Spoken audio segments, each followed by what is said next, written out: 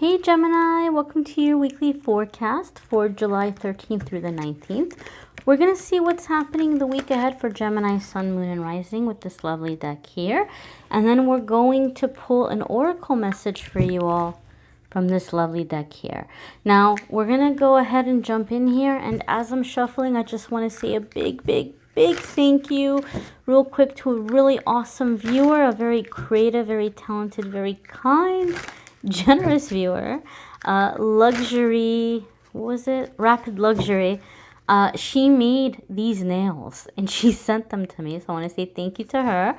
And another viewer was kind enough to send me some jewelry, so I wanted to say thank you guys. I was not expecting gifts. You don't have to do that, but thank you so very much. And I'm just gonna go ahead and include their links in the description of the video because I thought it was nice of them to do that.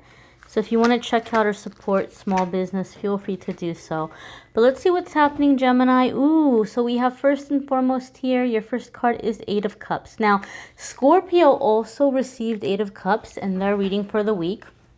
So there could be a Scorpio aspect to some of you that might be kind of reoccurring things. You might want to check out the Scorpio reading if you have Scorpio in your chart, or if you're dealing with a Scorpio in your life. There could be some parallels here.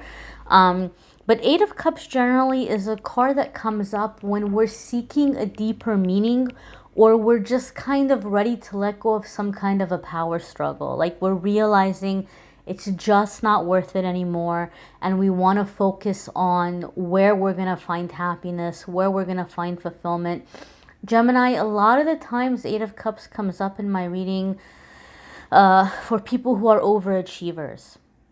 And they'll set goals for themselves and they'll work really hard until they reach that goal.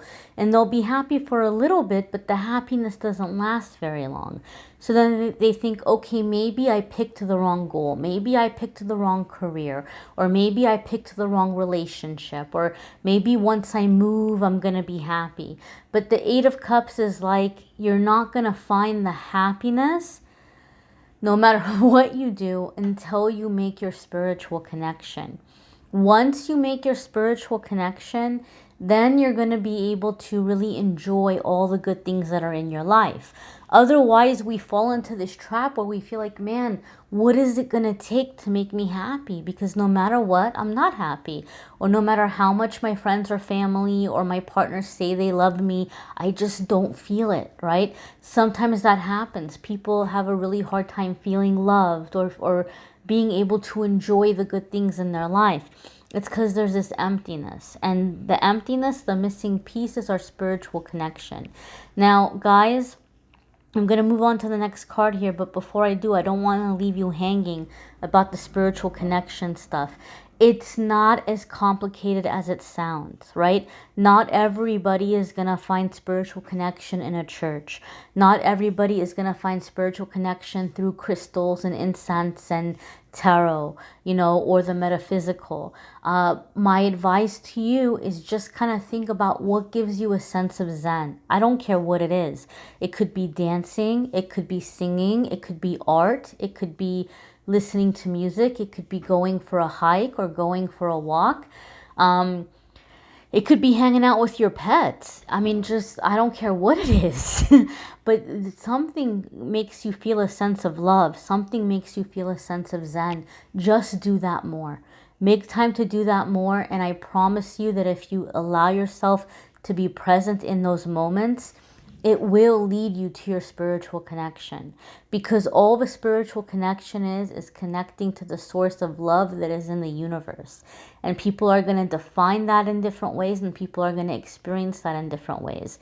It would be wrong of me or anybody else to tell you how to connect with the divine. Right? We're all unique, we're all different, we're all individuals, and we all experience the world in different ways. But I promise you that if you can set time aside to connect with what gives you a sense of peace, a sense of Zen, a sense of comfort, that is a healthy thing, right? Not like self-medicating, but something healthy. I promise you, you will begin to find your spiritual connection. Your next card here is the Three of Cups. And this is happiness. This is joy.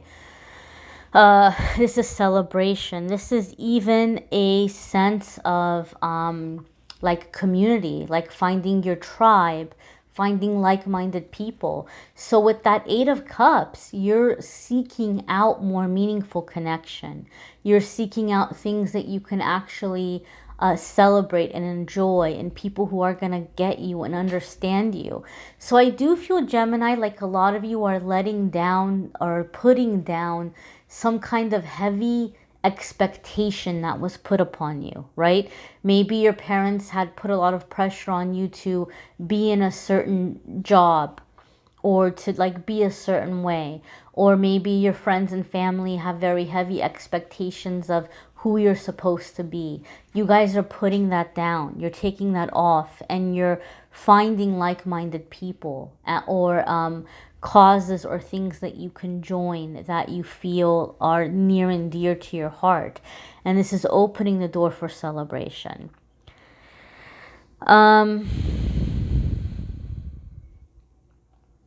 Yeah, that's what I'm feeling here with this card. You're just in this energy where you're ready to be happy. You're ready to have a good time. You're ready to be around people that get you, where you don't have to pretend to be someone or something else. Your next card here, dear Gemini, is Two of Wands. And Two of Wands could indicate partnerships, okay? So sometimes this can come up when you're dealing with a situation where you're going to be taking on a partnership or going into business with somebody.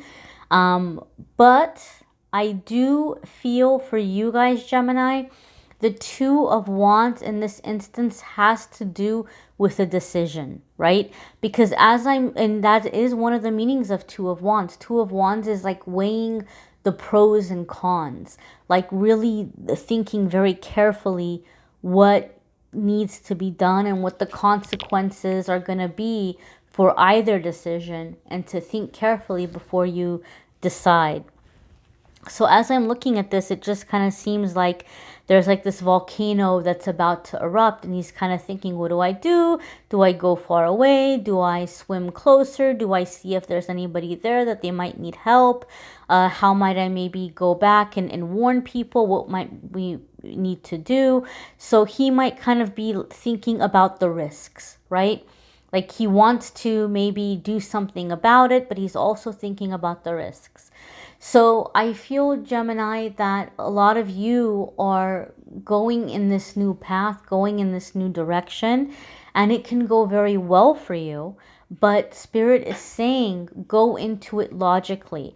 One of the mistakes people make when they come into this spiritual path and they start getting into metaphysical stuff, and they start getting into the law of physics, there's this misconception that as long as we're super optimistic, and as long as we're super positive, and as long as we keep our energy, happy, and, we stay out of negativity, then everything is going to work out. Everything's going to be perfect. Everything's going to be magical. And that's not the case, right? Things happen, and we need to be prepared. We don't have to be super cynical and super negative, but we still, we need to understand that we have to work within the realm of logic, right? And I know the argument is that, well, if you believe in anything hard enough, you can manifest it. And that can be true. But are we all able to do that? Are we all able to have such strong manifestation ability where, we have rent due, and we can just walk out of our job and quit on the spot and immediately have something else coming in time to pay rent? Maybe there's somebody out there that has that ability to manifest, but I sure didn't, and a lot of people don't. So we still have to think in terms of logic, right? We still have to think in terms of how, okay, here's what I want to do. I want to align with it, but what steps can I take so that I can do this, right? What steps can I take to be prepared for these changes and to make the transitions in a way that are safe, right? Where I'm not gambling too much, or I'm not risking too much. So this is what I feel like is happening, Gemini, is you're kind of looking at the gamble here, right? Sometimes we have to take risks, but there are very foolish risks, and there are some risks that we can manage. We can take in an educated way. We could take in a way where maybe we've got a little safety net set up or something, right? So we're not completely and totally, you know, going to fall on our face or on our butt or something. So I feel, Gemini, this is the time for planning. Ask your angels and guides to help you see what some of the challenges or risks may be, how you can overcome some of those challenges, how you can prepare yourself for some of those risks so that you're able to be successful, right? So you're able to succeed. The next card here is Queen of Pentacles. And Queen of Pentacles could be an earth sign energy. Some of you could be dealing with a Taurus, a Capricorn, or a Virgo. However, Queen of Pentacles for me is very much a card that has to do with creating a sense of sanctuary and enjoying the physical realm. Okay, now you guys are an air sign, and a lot of the Geminis that I've ever known, you guys are really like interesting to have conversations with, and you guys are really great at like finding things to be interested in. But sometimes what can end up happening when we're in that element of air, we can get lost in our thoughts. And so Spirit is saying that there needs to be some grounding happening here so that you can be successful in your plans and you can be successful in these changes, and you need to come back into your body. So when I see Queen of Pentacles, this is like, go ahead and make your home your sanctuary, and enjoy the physical realm. Enjoy good food, music, interaction with others.